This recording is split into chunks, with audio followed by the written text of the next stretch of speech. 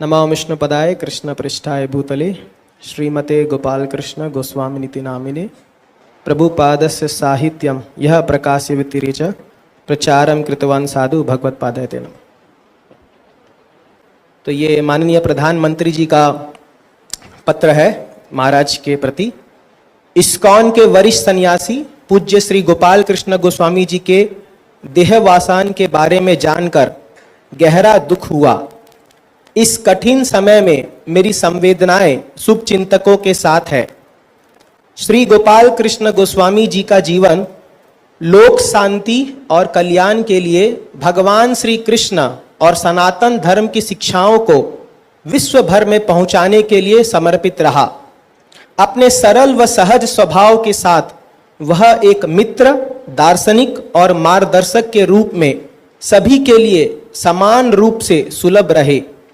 ISKCON के वैश्विक प्रचार प्रयासों, विशेष रूप से दुनिया भर में श्रीमद् भगवद गीता के अमूल्य संदेशों का प्रसार पर आत्मिक चर्चा और उनके सानिध्य में बिताए क्षण मुझे हमेशा याद रहेंगे।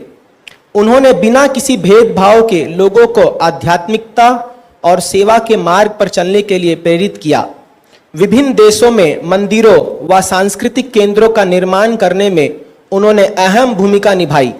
समाज में शिक्षा के प्रसार पर उनका विशेष ध्यान रहा और युवा शक्ति को आगे बढ़ाने के लिए उन्होंने निरंतर सहयोग किया। उनका निधन देश व समाज के लिए एक अपूरणीय क्षति है। आज वह सशरीर इस संसार में नहीं है, लेकिन उनकी शिक्षाएं, विचार और जीवन मूल्य दुनिया भर में रह रहे उनके अनुयायियों के साथ सदैव बने रहेंगे। भगवान श्री कृष्ण से प्रार्थना करता हूं कि वह शुभ चिंतकों को यह दुख सहन करने का धैर्य और संबल प्रदान करे। ओम शांति। श्री नरेंद्र मोदी। हरे कृष्णा। तो महाराज जी के बारे में बहुत घंटों बोला जा सकता है।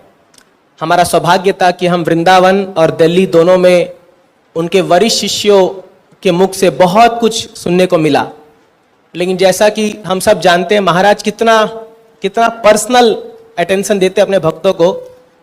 तो मेरा बहुत बड़ा सौभाग्य था कि 2015 में जब हम इस्कॉन पुणे ज्वाइन किए थे, तो हम लोग वहाँ पर एक नियम है कि जो भी नए भक्त ज्वाइन करते हैं उनको जीबीसी मीटिंग में सेवा के लिए भेजा जाता है। तो उस साल वो मीटिंग वाड़ा में थी, तो हम लोग भी उस सेवा में गए थे। तो मेरा बहुत इच्छा था, क्योंकि जब मैं कॉलेज में पढ़ाई करा था तो मैंने भगवत्ता पढ़ी थी। तो उसमें जब ये श्लोक आते थे, अद्वेष्टा सर्वभूतानां मैत्र करुणा एव च निर्ममो निरहंकार, हाँ, तो मैं सोचता था ऐसा व्यक्ति हो ही नहीं सकता दुनिया में, ये खाली भगवान लिख दिए हैं, ये एग्जैजरेशन है, ऐसा मैं सोचता था।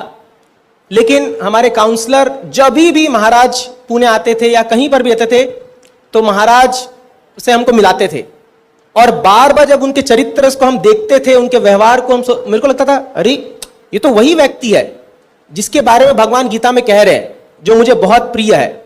तो एक विशेष आकर्षण बन गया था। और प्रभुपाद बुक्स पूरा पढ़ने के बाद मुझे समझ में आया कि यदि मुझे जीवन का लक्ष्य प्राप्त करना है तो उसका एक ही मार्ग है, शुद्ध भक्त की सेवा करना। तो मुझे कोई ऐसा गुरु से कोई पर्सनल इंस्ट्रक्शन मिल जाए और हम उनकी सेवा करें, बहुत समझ में आता था। तो जब हम ज्वाइन किए तो ऐसा वाड़ा में हम चले गए, तो अलग सेवा कर रहे थे और मुझे परम पूज्य भक्ति चारू महाराज का पर्सनल सर्वेंट के रूप में सेवा का मौका मिला था। तो मैं प्रार्थना कर रहा था कि काश इसमें गुरु महाराज भी ऐड हो जाए, मैं दोनों का सेवा कर लूंगा अगर मौका मिल जाए तो। और वही हुआ, जब गुरु महाराज आए, वो शायद 1-2 दिन बाद आए थे, तो उनकी सेवा का भी जो वहाँ मैनेजर थे हमारे, उन्होंने कहा कि आप, क्योंकि आपके गुरु महाराज हैं, आप उनकी सेवा कीजिए।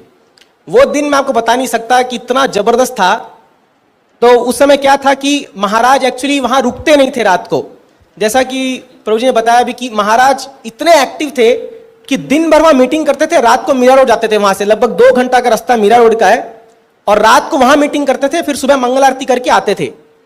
तो महाराज जब सुबह आते थे तो उनके साथ मीरा रोड से एक बड़ा थाली आता था जिसमें बहुत सारे गुजराती आइटम्स, थेपला, वड़ा वड़ा बहुत कुछ आता था। अब महाराज आते थे और महाराज तो क्या 2-4 कुछ लेंगे, खा के महाराज मीटिंग के लिए भाग जाते थे 8 बजे, और फिर उसके बाद हम लोग रूम बंद करके हम लोग बहुत एंजॉय करते थे उसको। तो 15 दिन ऐसा चला महाराज। और जब महाराज जाते थे शाम को तो महाराज इतने कॉशियस थे कि उनके कोई भी बाकी गॉड ब्रदर्स को पता ना चले कि ये मतलब मैं कहीं और जाके और बाहर जा रहा हूं इस कंपाउंड से। महाराज बोलते यार धीरे धीरे चलो, किसी को पता ना चलने पाए। हम जैसे सूटकेस लेके चलते थे, थोड़ा आवाज होगी, अरे ज्यादा हल्ला मत करो, आराम से चलो, धीरे धीरे चलो। तो महाराज का इतने सेंसिटिव थे, इतने सेंसिटिव कि कोई भी उनके गुरु भाई या उनके कोई भी जो जीबीसी मेंबर है, उनको ये ना लगे कि महाराज वहां मौजूद नहीं है।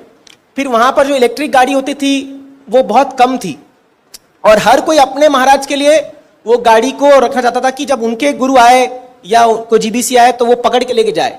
तो हम लोग बड़े उस्ताद थे उसमें, हम लोग उसको ऐसा पटा लिए थे वो गाड़ी वाले को कि जैसे ही महाराज निकलने वाले हैं हम उस गाड़ी को रोक रखते थे, उसको मैं पकड़ लेता कि तेरे को जाने ही देंगे यहां से अभी। और महाराज जैसे ही निकलते थे रूम से, वो देखते थे, बोलते थे wow you have got a vehicle for me. इतना खुश होते थे महाराज, मुझे आज भी वो दिन याद आ रहा है। वो महाराज का वो हंसी, वो जो मुस्कान देख करके हमको लगता था हमारी पूरी मेहनत सफल हो गई। तो इतना पर्सनल हम लोग को उस समय एसोसिएशन मिला महाराज का।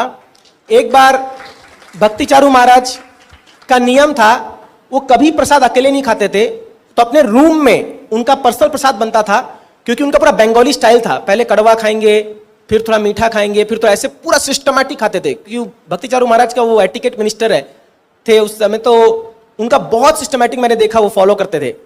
लेकिन उनका नियम था कि अपने साथ 4-5 गॉड ब्रदर को बुलाते थे खाने के लिए। तो वहां उनके रूम में ही राधानाथ महाराज, फिर द्रविड़ प्रभु, शिवराम महाराज, सारे बड़े बड़े सन्यासी, बड़े बड़े जीबीसी जिनके बारे में हम सुनते थे कभी, उन लोग को मैं पर्सनल सर्विंग करा था।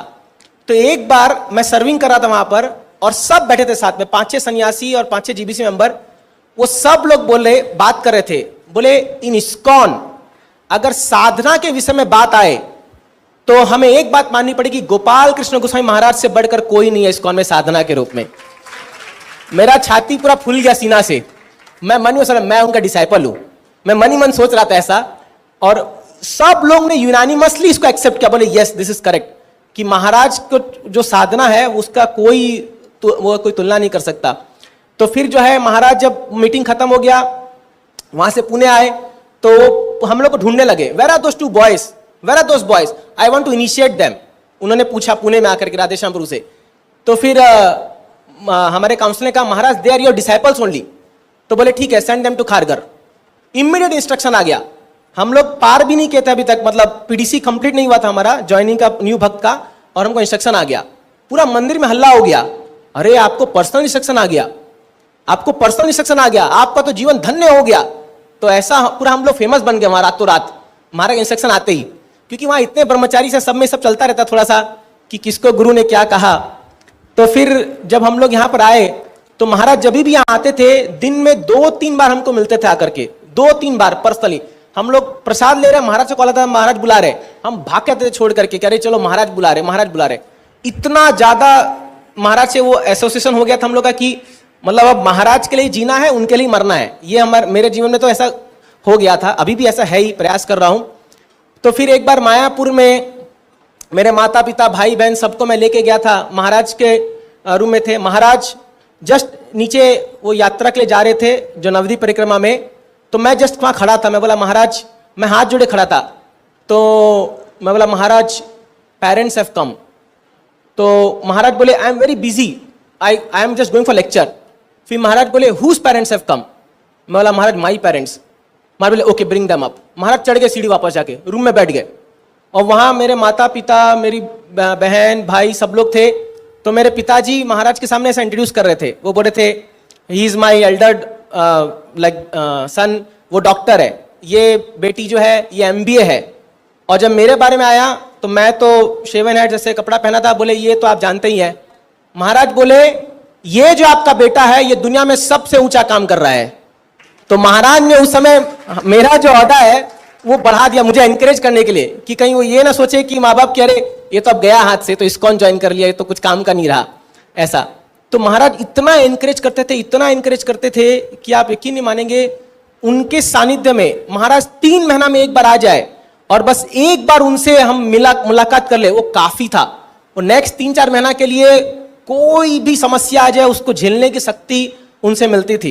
इनफैक्ट लास्ट जो विजिट था महाराज का 12-15 दिन का, वो तो मेरे लिए बहुत ही स्वर्णिम महोत्सव था। मतलब वो तो एक महाराज का जो हम लोग महाराज ने संग दिया, खासकर खारगर बहुत ब्लेस्ड है क्योंकि वो 12-15 दिन जो महाराज ने यहाँ बिताए, मतलब उन्होंने पूरा दिल जीत लिया भक्तों का। हर दिन आना, मंगल आरती करना, गुरु पूजा करना, और हर दिन हम कितना समय मारे। इनफैक्ट मुझे तो महाराज का ट्रांसलेशन करने का मौका मिला।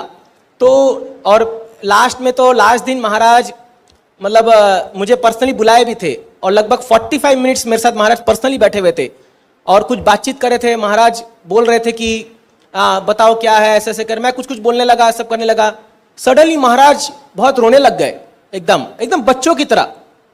तो मैं पूरा डर गया। मैं बोला महाराज कुछ गलती हो गई, मुझसे माफ कीजिए महाराज, हम तो आपके लिए, आपका ये जीवन पूरा आपके लिए ही है, और जो आप चाहते हैं वो आपकी इच्छा को हम पूरा करेंगे। महाराज बोले no no no, don't worry, don't worry, कुछ चिंता मत करो, just wait for 3 months. Maharaj ने ऐसा कहा। मुझे क्या पता था कि वो 3 मंथ में महाराज ही चले जाएंगे। वो 3 महीना जो महाराज ने मुझे बोला था, मेरे को अभी बार बार रिकॉल हो रहा है, वही चीज मेरे को बार बार चेहरा सामने आ रहा है कि महाराज मेरे को बोले थे, ऐसा बोले थे। महाराज एक्चुअली इंडिकेशन देना शुरू कर देते। अगर आप पिछला 6 महीना देखोगे, सारे सन्यासी, सारे जीबीसी महाराज से पर्सनली आके मिल रहे थे दिल्ली में, सारे लोग, है ना। तो महाराज कहीं ना कहीं, पता नहीं उनकी तो अपनी लीला है, बट स्टिल एक्चुअली अगर आप, मैं मेरे बारे में पर्सनली कहूं तो मेरा इस आश्रम में रहना, ब्रह्मचारी रहना, all credit goes to Maharaj only. क्योंकि जब मैं ज्वाइन किया, फिर जब मैं यहाँ सेवा के लिए आया, तो 1 साल के अंदर ही मेरी मदर का बहुत बड़ा सर्जरी हुआ था। तो उसको ठीक, मैंने पूरा रिकवर होने में 8 महीना लग गया। मैं 8 महीना घर जा करके 24 घंटा उनके साथ माँ उनकी सेवा करता था। तो सेवा करते करते क्या हुआ, मेरा भी अफेक्शन बढ़ गया घर के प्रति, उनका भी बहुत ज़्यादा मेरे प्रति अफेक्शन बढ़ गया। और समादर में फादर का बिजनेस था, मैं उसमें भी ध्यान देने लग गया, हेल्प करने लग गया। तो मेरी माँ सोची कि अब तो ये आ गया, ये तो अच्छा हो गया, चलो बीमारी का तो क्या हुआ, बच्चा तो आ गया वापस। तो उनको ऐसा लगने लगा। तो मैं बोला अब घर में यहीं प्रचार करता हूँ। वहां हम दामोदर अष्टकम करने लगे, गाने सब कीर्तन करने लगे, माहौल पूरा अच्छा बना दिया था हमने, पूरा भागवतम पढ़ते थे, करते थे कीर्तन। एक दिन सडनली रात को दामोदर अष्टकम जस्ट हम दिया दिखा रहे थे और कॉल आया, मेरे काउंसलर कॉल आया। जैसे मैंने फोन उठाया, उन्होंने कहा हरि बोल, Maharaj wants to speak to you. मैं घबरा गया पूरा, मैं उस रूम से भागा, मेरे पीछे भी मेरी माँ भाग रही है, किसका कॉल है, किसका कॉल है। मतलब किसी का नहीं है, रुको, महाराज का कॉल आया। महाराज जस्ट बोले हरि बोल कम बैक। ये 2 शब्द जो कम बैक था, वो ऐसा मेरा दिमाग में घुसा, मैं बोला अब जाना पड़ेगा, अब चाहे कुछ भी हो जाए। और मैं सब छोड़ छाड़ के फिर से वापस आ गया, और मैं आज खड़ा हूं यहां पर, नहीं तो शायद मैं कभी वापस नहीं आता इस आश्रम में। तो मेरी अंतिम इच्छा यही है कि शायद गुरु महाराज कभी ऊपर से भी मुझे बोल दे कम बैक, और मैं उनके पास वापस चला जाऊं। अगर ये दिन मेरे जीवन में आ जाए तो मेरे जीवन की सफलता होगी। Thank you.